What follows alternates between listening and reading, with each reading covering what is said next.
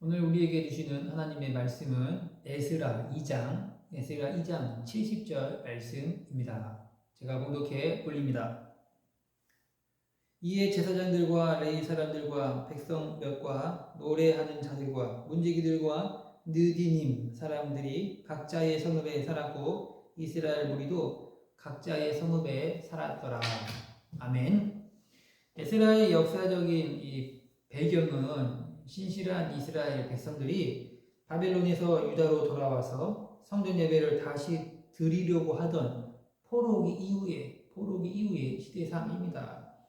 약속의 땅으로 돌아온 사람들은 하나님께서 국가를 다시 세우시고 다윗 왕가에 하셨던 축복을 반드시 이루리라는 그러한 확신이 있었습니다. 이스라엘 백성들의 귀환은 여러분도 잘 아시다시피 세 번에 걸쳐 이루어집니다. 첫 번째 귀환은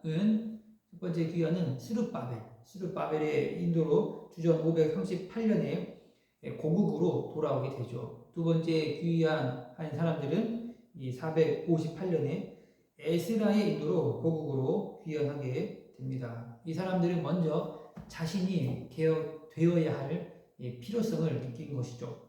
세 번째 그룹은 주전 444년에 느헤미야에 의해서 귀환합니다. 느헤미야는 예루살렘 성벽을 재건하는 데에 관심을 기울였고 에스라가 그랬던 것처럼 백성들이 하나님께 복종하도록 권면을 했던 것이죠.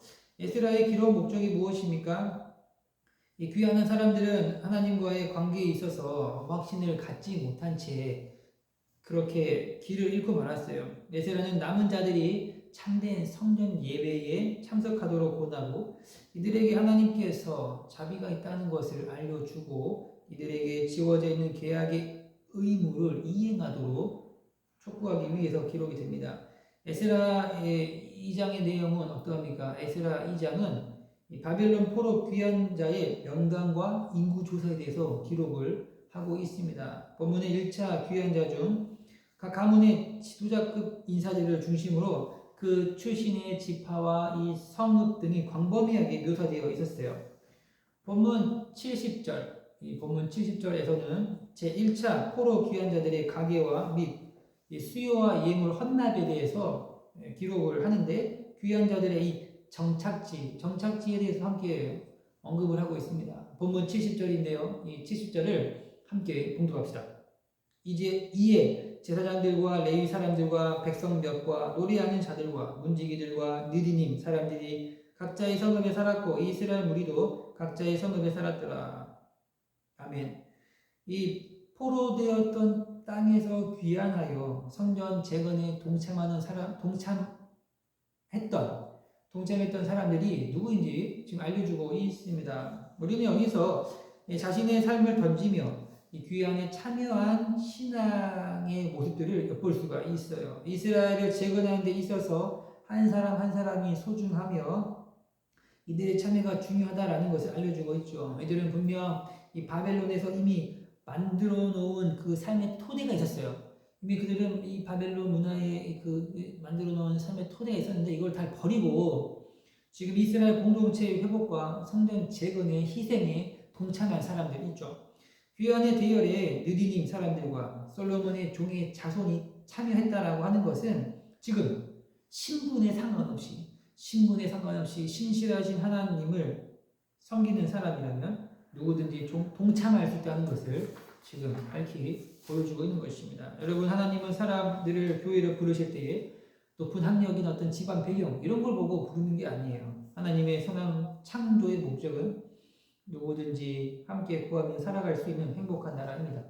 지금이야 죄가 들어온 이후에 제가 들어왔기 때문에 자기 집단을 만들어서 다른 집단과 비교하며 우리 집단이 더 크고 웅장하게 되고 과시하게 바꾸지만 하나님은 자기 자녀들을 택하시고 부를 때에 그 사람의 뭐 잘하고 못하고의 여부를 놓고 부르는 게 아니라는 거예요. 신분의 변화는 사람이 할 수 있는 게 아니고 하나님께서 하기 때문에 그런 것이죠. 성도 여러분, 미천한 자들을 부르시어서 우리가 지금 하나님 나라에 동참하고 주를 섬길 수 있음에 감사를 올려드립시다. 그와 같이 그냥 버려두지 아니하시고 하나님의 자녀 삼아 주셔서 주의 나라에서 복되게 살아갈 수 있게 하심에 감사를 올려드립시다. 우리 예수님이 말씀하는 거예요. 누구든지 오라. 수고하고 무거운 짐진 자들아, 누구든지 나에게 오라. 그렇죠? 주님을 바르게 구주로 영접하고 고백할 때에 자녀 삼아 주시는 것이죠.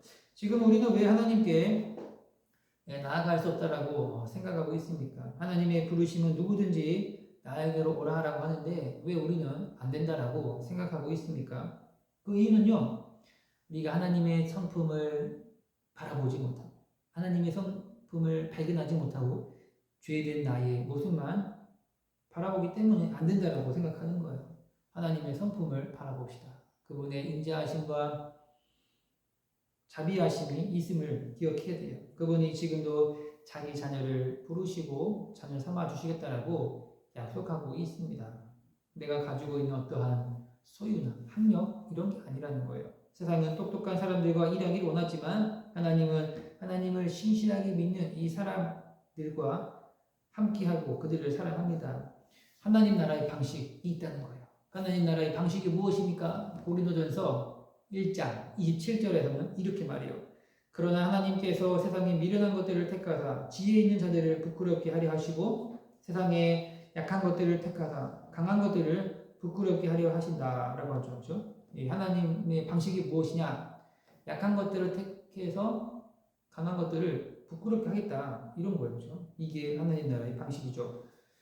그러므로 우리가 취해야 하는 태도는 무엇입니까? 라고 할 때 순전한 마음이 필요한 거예요. 그렇죠? 우리 주님이 우리를 백성 삼아 주셨기 때문에 순전한 마음으로 주를 섬기며 공동체 안에서 함께 주의 영광을 바라보아야 합니다. 이 새벽에 우리의 마음이 변질되지 않도록 기도합시다. 주님을 믿다가 세상으로 돌아가지 않도록 기도합시다. 우리 주님이 지금까지 우리를 이끄시고 인도하셨다면 다시 받은 은혜에 따라서 감사함으로 살아가야 하는 것이죠.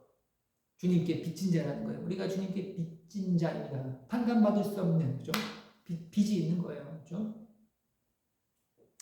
우리의 죄를 탕감하여 주시는 주님께 나아가 감사함으로 나아가기를 소망합니다. 여러분, 하나님의 그 부르심에 반응합시다. 그 부르심이 우리를 살린다면 우리를 순전함으로 또 주의 나라에 동참케 하는 것이죠.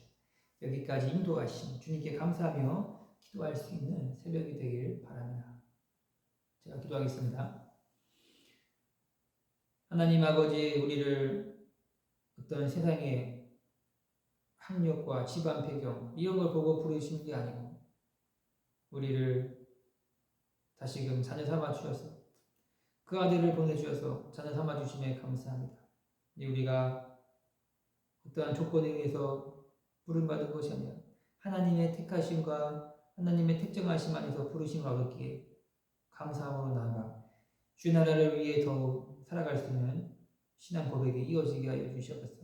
그렇게 우리에게 순전한 마음을 주시고 순전한 마음을 따라서 살아갈 수 있는 자비도 베풀어 주시옵소서. 예수님의 이름으로 기도합니다. 아멘.